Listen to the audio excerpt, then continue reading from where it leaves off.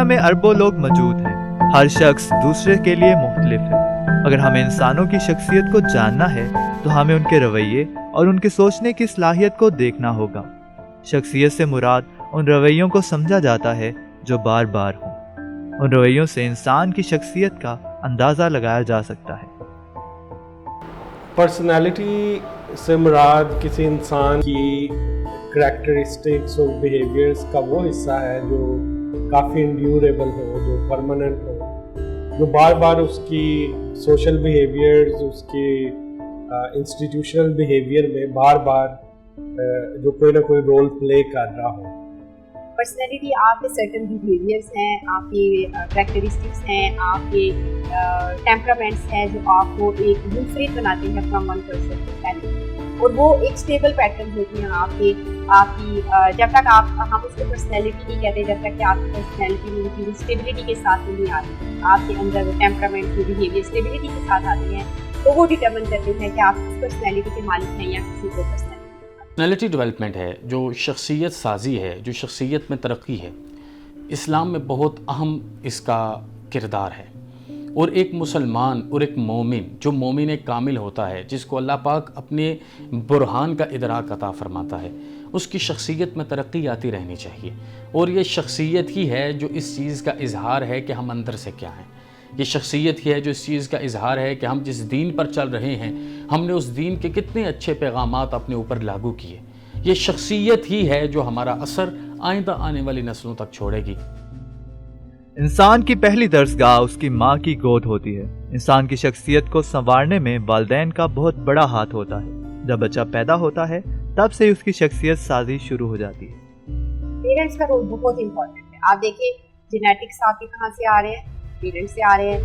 آپ دیکھیں جو پرسنالٹی ڈیولپمنٹ ہے نا، وہ یہ نہیں ہے کہ جب بچہ پیدا ہوگا تو اس کی پرسنالٹی ڈیولپمنٹ ہوتی ہے، بلکہ بیفور برتھ جو ایک ڈیولپمنٹ ہوئی ہے in the inner side of a mother, اس میں بھی پرسنالٹی جو آپ کی بچے کی ہوتی ہے وہ ڈیولپ ہونا شروع ہو جاتی ہے۔ کچھ جو تھیریز ہیں وہ بڑا فوکس کرتی ہیں کہ انسان کی جو انیشل پرسنالٹی کا فریم ورک بنتا ہے اس کے لیے پہلے 5 سال میں بن جاتا ہے۔ تو پہلے 5 سال آپ دیکھیں تو سب سے زیادہ کہاں پہ بچہ گزار رہا ہوتا ہے، اپنے گھر کے اندر اپنے پیرنٹس کے ساتھ۔ تو پیرنٹس کا بڑا امپورٹنٹ رول ہے اس سارے سینیریو میں، اسپیشلی اپنے کلچر کی اگر ہم بات کرتے ہیں تو ہمارے یہاں زیادہ تر رسپانسبلٹیز یا زیادہ تر جو رول پلے کرنا پڑتی ہے وہ مدر کو دیتے ہیں، تو مدر کا پرومیننٹلی زیادہ امپورٹنٹ رول ہے اس میں۔ جب بچہ پیدا ہوتا ہے تب سے ہی اس کی شخصیت سازی شروع ہو جاتی ہے۔ بچوں کو اپنے والدین سے بہت لگاؤ ہوتا ہے۔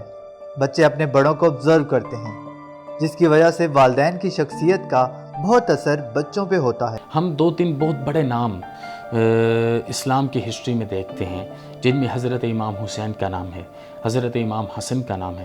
آپ نے کبھی دیکھا کہ ان کی تربیت کیسے ہوئی؟ آپ نے کبھی تاریخ پڑھی کہ یہ اتنے سچے کیسے بنے؟ ان کا اتنا لوگوں کے ساتھ خدمت کا رشتہ کیوں قائم ہوا؟ انہوں نے پوری زندگی اپنے ماں باپ کو دیکھا کہ انہوں نے کس طرح دین کی نوکری دی، انہوں نے کس طرح مخلوق کی نوکری دی، انہوں نے کس طرح انسانیت کی نوکری دی۔ سائیکالوجی کے مطابق انسان کی جینز اور انوائرمنٹ دونوں انسان کی شخصیت کو بنانے میں اپنا کردار ادا کرتے ہیں۔ ہم یہ نہیں کہہ سکتے کہ جینز ہی انسان کی شخصیت سازی کرتے ہیں۔ انسان کے ارد گرد کا ماحول بھی اس پر بہت اثر انداز ہوتا ہے۔ اگر ہم سائیکالوجی کی بات کریں تو سائیکالوجی کے اندر ہم 3 چیزوں کو ڈٹرمن کرتے ہیں کہ آپ کی جینیٹکس ہے، آپ کے اپنے پرسنل ٹیمپرامنٹس ہے اور آپ کا انوائرمنٹ ہے۔ یہ تینوں کا کمبینیشن ہے جو آپ کی پرسنالٹی کو بناتا ہے، اس کو ڈیولپ کرتا ہے۔ اس کے بارے میں بڑی ڈیبیٹ ہوتی رہی سائیکالوجی کے اندر، جس کو ہم جینیٹکس کہتے ہیں یا جس کو ہم یہ کہتے ہیں کہ پیرنٹس کی طرف سے چیزیں آ رہی ہیں اس کو ہم کہتے ہیں نیچر، اور جو ہم کہتے ہیں انوائرمنٹ ہے، باہر کی جو چیزیں ہیں وہ کس طرح سے انفلوئنس کر رہی ہیں اس کو ہم بولتے ہیں نرچر۔ تو یہ ایک ڈیبیٹ چلتی رہی کہ نیچر ورسز نرچر، کہ نیچر زیادہ ڈومیننٹ ہے یا نرچر زیادہ ڈومیننٹ ہے، کون سا ایک اسپیکٹ ہے جو آپ کی پرسنالٹی کے اوپر زیادہ افیکٹ کریٹ کر رہا ہے in terms of determining your personality. تو اس میں جو فی الحال ہمارے پاس ہائپوتھیسس جو اپرووڈ ہائپوتھیسس ہے وہ یہی ہے کہ یہ دونوں چیزیں اپنا رول پلے کرتی ہیں۔ سوشیالوجی میں زیادہ انحصار انوائرمنٹ پہ کیا جاتا ہے، سوشلائزیشن کو اہم سمجھا جاتا ہے۔ جہاں تک سوسیولوجی کی بات ہے تو سوسیولوجی میں ایک انسان کی پرسنالٹی جو ہے وہ چونکہ معاشرے کے اوپر اس کا انحصار بہت زیادہ ہوتا ہے، تو اس وجہ سے ہم یہ سمجھتے ہیں کہ پرسنالٹی کے اندر چینجز लाइफ लॉन्ग आती रहती है। और अपना कल्चर जो होता है किसी इंसान का, वो उसकी पर्सनैलिटी पे असर अंदाज होता है। दो आइडेंटिकल ट्विंस को आप दो मुख्तलिफ सोसाइटीज़ में छोड़ दें, एक को आप तिब्बत में भेज दें, दूसरे को न्यूयॉर्क भेज दें, तो आप देखेंगे कि बड़े होकर they will be very different personality. तो अब किस चीज़ ने, जबकि उनकी biology was constant, what has played it's important role are the institutions. इंसान अपने इर्द गिर्द के लोगों की ऑब्जर्वेशन से अपनी शख्सियत का अंदाज़ा लगाता है कि वो अच्छा है, बुरा है, प्यारा है, कैसा लिबास उसने पहना है, वो लिबास से जच रहा है कि नहीं। इन सब बातों का अंदाज़ा वो लोगों की ऑब्जर्वेशन, उनके कमेंट्स से लगाता है। लाइफ कोर्स में ये बात सामने आती है कि जो इंस्टीट्यूशंस हमारे ऊपर असर अंदाज हो रहे होते हैं वो डिफरेंट होते हैं। मिसाल के तौर पे अर्ली ऑन फैमिली हमारे ऊपर बहुत ज़्यादा असर अंदाज होता है। तो हमारा जो शुरू का अपने बारे में जो सेल्फ इमेज है कि भाई मैं अच्छा हूँ, एम आई लवेबल और नॉट, मैं लाइक हूँ न लाइक हूँ, खूबसूरत हूँ कि नहीं हूँ, या मेरे पर्सनालिटी के अंदर का जो कॉन्फिडेंस है मेरे अंदर, ये सारा एक माँ के और एक माँ बाप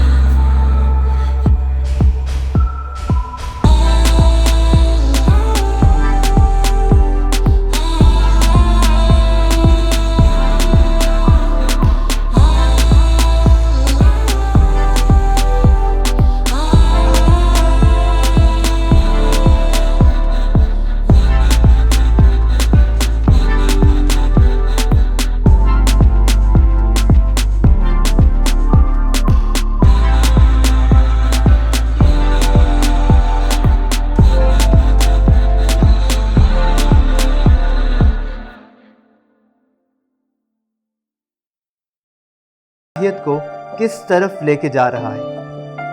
اب جو ایک تیسرا فیکٹر ہے تھرو آؤٹ، وہ ہمارے یہ ڈیجیٹل نیٹو چلڈرن کا ہے، جو بچپن سے ہی بڑی ینگ ایج سے ہی ان کا بہت زیادہ انحصار ڈیجیٹل ٹیکنالوجی پہ ہوتا ہے، اور ویڈیو گیمز ہیں، اس کے علاوہ کارٹون ڈفرینٹ طرح کے ہیں، تو they always play a part in over personality development.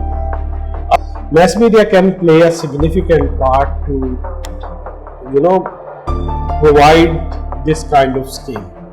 جیسے آپ کو وہ آتا تھا قائد اعظم اور زینب، اینڈ دے آر جیسے برقع وینجر وہ تھی، وہ میچ فکسنگ کے خلاف لڑ رہی تھی. اسی طرح ایون انڈین کچھ یہ موٹو پتلو کارٹون ہیں، بڑے پاپولر ہیں، ہمارے بچے پاکستان میں دیکھتے ہیں موٹو پتلو. تو آپ کسی بھی بچے کو پوچھیں جی آپ کو موٹو پسند ہے کہ پتلو پسند ہے، وہ زیادہ سوچے بغیر کہے گا پتلو زیادہ پسند ہے. اور اگر آپ پوچھیں کیوں، تو انینیمسلی 100 میں سے 80 بچے کہیں گے پتلو اس لیے ہمیں پسند ہے کیونکہ ہی ہیز آئیڈیاز. اسٹارم ایج کو سب سے زیادہ مشکل مراحل سمجھا جاتا ہے. کسی بھی انسان کی شخصیت کو نکھارنے یا بگاڑنے کا انحصار اس ایج پہ زیادہ ہوتا ہے.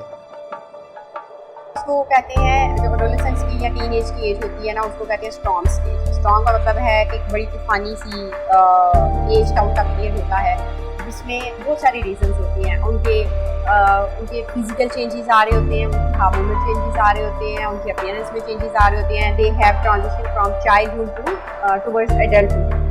تو وہ ایموشنل، ہارمونل، فزیکل ان میں جو چینجز آ رہے ہوتے ہیں، ایک تو بڑی ایک میجر ریزن ہوتی ہے ان کے اندر اس طرح کے بیہیویئر کو ہونا. دوسرا یہ کہ یہ والی ایج وہ ہوتی ہے جس میں بچے کے اندر اٹانومی والی فیلنگ زیادہ آ رہی ہوتی ہیں کہ آپ وہ سب کچھ خود سے کر سکتے ہیں، اور ان کو یہ جب ان کو کوئی ٹوکتا ہے یا کوئی بات کہتا ہے تو انہیں لگتا ہے کہ ان کی جو انڈیپینڈنس ہے یا ان کی جو اٹانومی ہے اس کے اوپر افیکٹ آ رہا ہے. تو دوسروں کو ہمیں سمجھانا نہیں چاہیے، ہمیں ساری باتیں خود سے پتہ ہیں. ایک تو یہ کہ ان کی ایج اتنی میچور نہیں ہوتی، ابھی انہیں چیزوں کو سیکھنے میں، لرن کرنے میں تھوڑا ٹائم لگ رہا ہوتا ہے. لیکن اس کا یہ مطلب نہیں ہے کہ ٹین ایج کا پیریڈ ایسا ہے یا ایج ایسی ہے جو ٹوٹلی ڈسٹرکٹیو ہوتی ہے، اس کو ہم کنسٹرکٹیو ہوتی ہے اور اس کو ہم کنسٹرکٹیو بنا سکتے ہیں.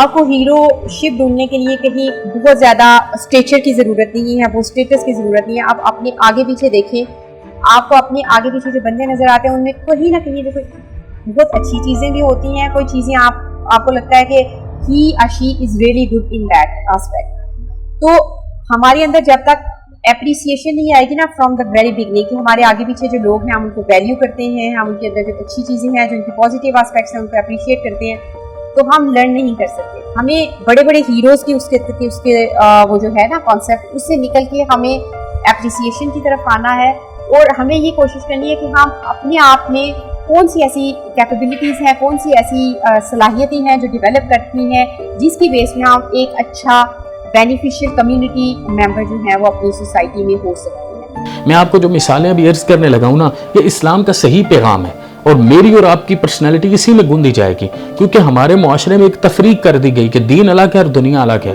یہ تفریق بالکل غلط ہے.